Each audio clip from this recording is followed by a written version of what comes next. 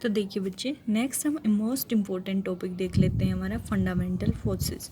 Fundamental forces, जैसा कि हमें नाम से ही पता चल रहा है कि हमारा फंडामेंटल कौन सा फोर्स होता है, बेसिक फोर्स, जो हमारे नेचर में है, जो हमने नहीं दिए, जो हमारी नेचर ने हमें दिए हैं, हमने सिर्फ उनको क्या किया है, स्टडी किया है।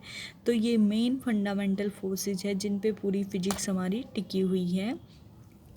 उन फोर्सेस से एग्जाम में हर बार एक क्वेश्चन पूछा जाता है, ये बहुत ही इम्पोर्टेंट है। तो मेनली हम देख लेते हैं फंडामेंटल फोर्सेस कितने हैं हमारे पास। 4 हैं फंडामेंटल फोर्सेस। सबसे पहले हम बात करते हैं ग्रेविटेशनल, उसके बाद हमारे पास आता है इलेक्ट्रोमैग्नेटिक, नेक्स्ट हमारे पास आता है स्ट्रॉन्ग न्यूक्लियर फोर्स, नेक्स्ट हमारे पास क्या आता है, वीक न्यूक्लियर फोर्स। तो ये 4 फोर्स हैं हमारे, इन्हीं चारों फोर्स को हमने फंडामेंटल फोर्सेस का नाम दिया है। फंडामेंटल और बेसिक फोर्स, इन्हीं पे पूरी फिजिक्स टिकी हुई है, इसीलिए इनको फंडामेंटल फोर्स भी बोला जाता है। तो देखो, वैसे तो सबसे पहले आपको फोर्स की डेफिनेशन पता होनी चाहिए, आपने 6th-7th क्लास में पढ़ी होगी। फोर्स की डेफिनेशन क्या पढ़ी है आपने, टू पुश और pull anything is known as force. वो होता है एक्सटर्नल फोर्स जो हम लगाते हैं किसी ऑब्जेक्ट पे। पुश और पुल यानी कि अगर किसी चीज़ को खींच रहे हैं या किसी चीज़ को धक्का मार रहे हैं तो ये तो हम करते हैं, लेकिन जो नेचर ने फोर्स दिए उनकी डेफिनेशन अलग है। सबसे पहले बात करते हैं gravitational force. Gravitational force, gravity सबने पढ़ा है, नेचर जो फोर्स लगाती है किसी भी ऑब्जेक्ट को हम ऊपर फेंकते हैं और वो वापस नीचे की तरफ आती है, वो क्या है, ग्रेविटी की वजह से आ रही है। तो कौन सा फोर्स लग रहा है, ग्रेविटेशनल फोर्स। जो भी हमारा पूरा वर्ल्ड है, जो भी हमारा पूरा यूनिवर्स है, वो ऑर्गेनाइज्ड है किसकी वजह से, ग्रेविटेशन फोर्स की वजह से। जैसे हमारा मून है, अर्थ के चारों ओर चक्कर लगाता है, किसकी वजह से, ग्रेविटेशनल फोर्स की। टाइड्स आते हैं समुद्र में, किसकी वजह से, ग्रेविटेशन फोर्स की वजह से।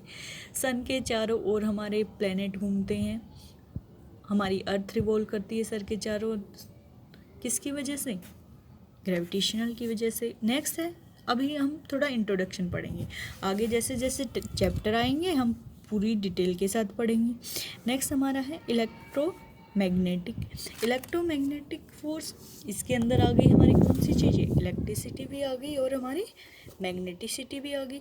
यानी कि इलेक्ट्रिसिटी, जो भी हमारी इलेक्ट्रिकल इंस्ट्रूमेंट हैं, जो भी जितनी भी हमारी मशीनें हैं, चाहे वो घर में यूज हो रही हैं या फैक्ट्री में या किसी ऑफिस में यूज हो रही है या फिर रिसर्च पर्पज की वजह से यूज हो रही है, वो सब का सब कहाँ, किसका पार्ट है, इलेक्ट्रिसिटी का।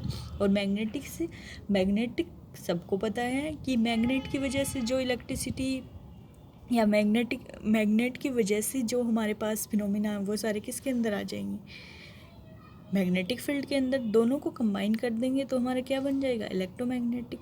नेक्स्ट हम देख लेते हैं हमारा 3rd और 4th, कंबाइन पढ़ लेते हैं, strong nuclear force, weak nuclear force. दोनों ही फोर्स किसका पार्ट है, न्यूक्लियस का। दोनों ही किसका पार्ट है, न्यूक्लियर फोर्स है, यानी कि न्यूक्लियस पे लग रही है। तो जो न्यूक्लियस के अंदर प्रोटॉन और न्यूट्रॉन को बाउंड करके रखता है वो हमारा होता है स्ट्रॉन्ग न्यूक्लियर फोर्स। और जो न्यूक्लियस के बाहर रखता है किसी भी एटम के अंदर, जो उसके इलेक्ट्रॉन को बाउंड करके रखता है, वो कौन सा फोर्स होता है, वीक न्यूक्लियर फोर्स। तो हमारी हर ऑब्जेक्ट किससे बनी है, हमने कहा कि हमने फिजिक्स में हर चीज़ को किसका नाम दे दिया, मैटर का। और मैटर किससे बनता है, एटम से। और एटम के अंदर क्या होता है, न्यूक्लियस, इलेक्ट्रॉन, प्रोटॉन, न्यूट्रॉन। तो ये सब की स्टडी किसके अंदर आ जाती है, हमारी स्ट्रॉन्ग और वीक न्यूक्लियर फोर्स के अंडर। नेक्स्ट बेटा हम देख लेते हैं कि जो हमने फंडामेंटल फोर्सेस पढ़े हैं, कितनी तरीके के थे, 4। देखो हमने नाम दे दिया एफ। एफ क्या है, फोर्स। एफ के नीचे मैं जी सफिक्स लगा दूंगी तो क्या हो जाएगा, ग्रेविटेशन फोर्स। एफ के नीचे मैं डब्ल्यू लगा दूंगी तो क्या हो जाएगा, वीक फोर्स। एफ के बाद मैं क्या लगा दूंगी, एस लगा दूंगी तो क्या हो जाएगा, स्ट्रॉन्ग न्यूक्लियर फोर्स। और अगर मैं एफ पे ई लगा दूंगी तो मेरा क्या हो जाएगा, इलेक्ट्रोमैग्नेटिक फोर्स। अब हम नेक्स्ट जो एग्जाम में क्वेश्चन बनता है वो 2 क्वेश्चन बनते हैं। एक बनता है इनकी रेंज क्या है, नेक्स्ट बनता है इनकी स्ट्रेंथ क्या है। एग्जाम में क्वेश्चन आता है हमारा, या तो पूछा जाता है कि रेंज को इंक्रीजिंग या डिक्रीजिंग ऑर्डर में लिखो, या फिर हमारा पूछा जाता है स्ट्रेंथ बताओ। तो सबसे हमारा जो वीक फोर्स होता है वो, देखो नाम से लग रहा है हमारा वीक न्यूक्लियर फोर्स, लेकिन वीक न्यूक्लियर फोर्स वीक नहीं होता है। हमारा ग्रेविटेशनल जो फोर्स होता है वो सबसे वीक होता है, और स्ट्रॉन्ग न्यूक्लियर फोर्स जो होता है वो सबसे स्ट्रॉन्ग होता है। सेकंड नंबर पे स्ट्रॉन्गेस्ट आता है हमारे पास इलेक्ट्रोमैग्नेटिक, और थर्ड नंबर पे हमारे पास आता है वीक न्यूक्लियर फोर्स। एक बार हम इनकी स्ट्रेंथ लिख लेते हैं। जब हम इनको कंपेयर करेंगे, मान लिया ग्रेविटेशनल फोर्स की वैल्यू कितनी है, 1 है, तो हमारे पास जो वीक न्यूक्लियर फोर्स आएगा इसकी पावर कितनी हो जाएगी, 10⁻25। थर्ड नंबर पे हमारा स्ट्रॉन्ग कौन सा है, इलेक्ट्रोमैग्नेटिक, ये हो जाएगा 10⁻36, और लास्ट में हमारा स्ट्रॉन्ग आएगा 10⁻38। ये वैल्यू हमें एज इट इज याद रखनी है, कैलकुलेशन से आती है। उसके बाद हम देख लेते हैं रेंज। रेंज क्या होती है, अपोजिट होती है। जो फोर्स जितना स्ट्रॉन्ग होगा उसकी स्ट्रेंथ उतनी ही ज़्यादा होगी, यानी जिसकी स्ट्रेंथ जितनी ज़्यादा होगी उसकी रेंज उतनी ही कम होगी। तो मैंने कहा था सबसे स्ट्रॉन्ग कौन सा मेरे पास, FS, strong nuclear force. SN भी लिख सकती हूँ, क्या है, स्ट्रॉन्ग न्यूक्लियर फोर्स। उसके बाद सेकंड नंबर पे जो है जिसकी स्ट्रेंथ है, ये सबसे हमारा क्या है, सबसे स्ट्रॉन्ग है, इसको हम स्ट्रॉन्गेस्ट भी बोल सकते हैं। अब हम बात करते हैं सेकंड नंबर पे। सेकंड नंबर पे हमारे पास आता है इलेक्ट्रोमैग्नेटिक, थर्ड नंबर पे हमारे पास आता है वीक, और फोर्थ नंबर पे हमारे पास आता है ग्रेविटेशन। तो मैं इसको लिख सकती हूँ FS greater than FE greater than FW greater than FG। यहाँ पे मैंने पढ़ा था 10⁻38, इसके लिए था 10⁻36, इसके लिए था 10⁻25, और इसको हमने मान लिया था 1। ये कंपैरिजन के लिए होता है, हम अलग अलग चैप्टर में निकालेंगे इनकी कंप्लीट वैल्यू। अब देखो रेंज मैंने क्या कहा, अपोजिट हो जाएगी। तो जो फोर्स जितना ज़्यादा स्ट्रॉन्ग होगा उसकी रेंज उतनी ही कम होगी। स्ट्रॉन्ग न्यूक्लियर फोर्स और वीक न्यूक्लियर फोर्स में कंफ्यूज नहीं होता है। जो न्यूक्लियस के अंदर लगता है किसी भी एटम में वो है स्ट्रॉन्ग न्यूक्लियर फोर्स, और न्यूक्लियस के बाहर एटम के अंदर जो लगता है वो है वीक न्यूक्लियर फोर्स। और इलेक्ट्रोमैग्नेटिक जो इलेक्ट्रिसिटी और मैग्नेटिक के फील्ड के कंबाइन इफेक्ट से लगता है, और ग्रेविटेशनल जो ग्रेविटी की वजह से लगता है। तो इसी स्ट्रेंथ को मैं उल्टा कर दूं, यानी रिवर्स ऑर्डर कर दूं, तो मेरे पास क्या आ जाएगी इसकी रेंज, यानी कि ग्रेविटेशनल सबसे पहले आ जाएगा, उसके बाद मेरे पास आ जाएगा वीक, उसके बाद मेरे पास आ जाएगा इलेक्ट्रोमैग्नेटिक, उसके बाद मेरे पास आ जाएगा स्ट्रॉन्ग न्यूक्लियर फोर्स।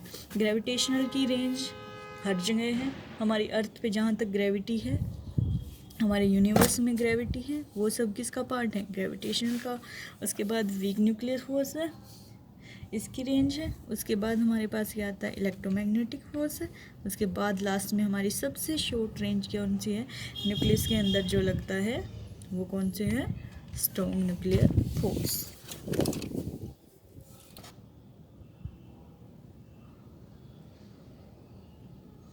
नेक्स्ट हम देख लेते हैं कि हमारा इस चैप्टर से क्या पूछा जाता है। कई बार हमारे पास एक वर्ड आता है कंजर्वेशन लॉ। इस चैप्टर में आपका सिर्फ इंट्रोडक्शन है, तो आपको थोड़ा थोड़ा पढ़ाया जाएगा। कंजर्वेशन लॉ हमारे क्या होते हैं, कोई भी इंटरेक्शन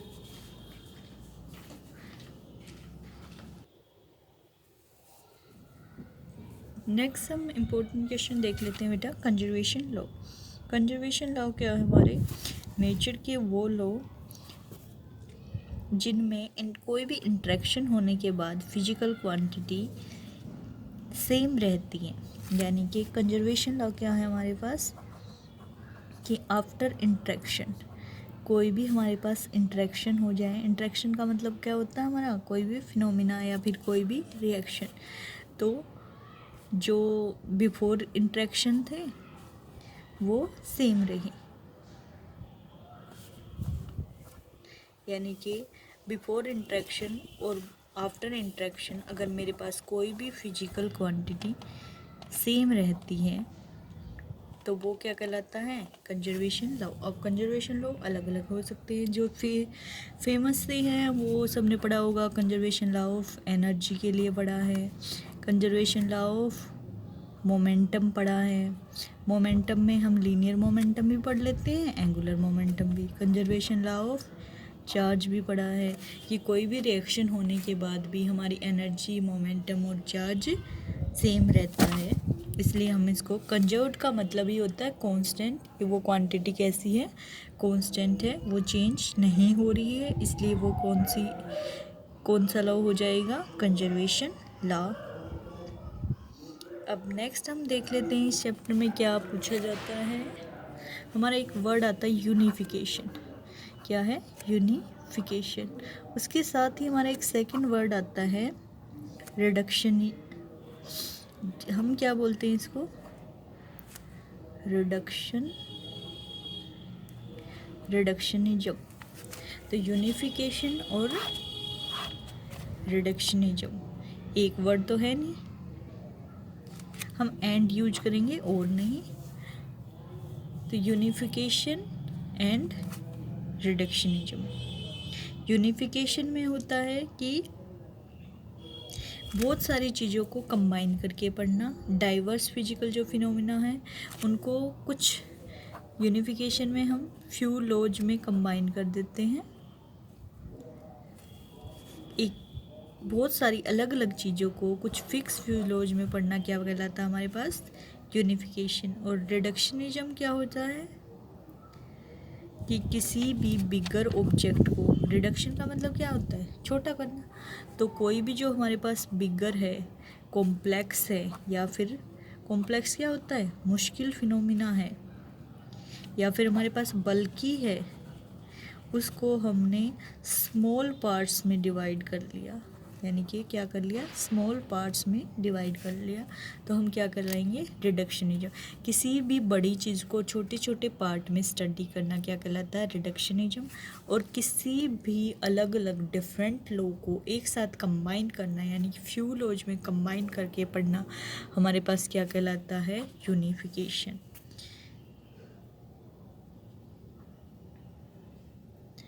नेक्स्ट वही है, इस चैप्टर में कुछ आपसे क्वेश्चन पूछ लिए जाते हैं कि एक एक नंबर में क्वेश्चन आते हैं, कौन से साइंटिस्ट ने कौन सी थ्योरी दी, या जैसे हमसे पूछ लिया जाएगा एटम की डिस्कवरी किसने की, इलेक्ट्रॉन की डिस्कवरी किसने की, प्रोटॉन की किसने की, थ्योरी ऑफ रिलेटिविटी किसने दी है, ग्रेविटेशनल लॉ किसने दिए हैं, लॉ ऑफ इनर्शिया किसने दिया है। कोई भी थ्योरी या कोई भी लॉ देखिए, उसकी साइंटिस्ट का नाम पूछ लिया जाता है एक एक नंबर में। कई बार पूछ लिया जाता है, आपको थ्योरी बता दी जाएगी या फिर आपको ऑब्जेक्ट बता दी जाएगी और पूछा जाएगा उस पर कौन सा फिनोमिना लग रहा है। जैसे हमसे पूछ लिया जाएगा बॉल हम जब ऊपर की ओर फेंकते हैं वो वापस नीचे आ जाती है, तो कौन से लॉ की वजह से आ रही है। या हमसे पूछ लिया जाएगा हमारा एसी चल रहा है, इसमें कौन सा फिनोमिना काम कर रहा है। जैसे हमारा ट्रांसफार्मर है, वो किस पे काम करता है, तो वो आपके एनसीईआरटी में एज इट इज़ टेबल है, आप वहाँ से याद भी कर सकते हैं और पढ़ भी सकते हैं। किसी को भी कोई डाउट हो तो आप फिर से पूछ सकते हैं।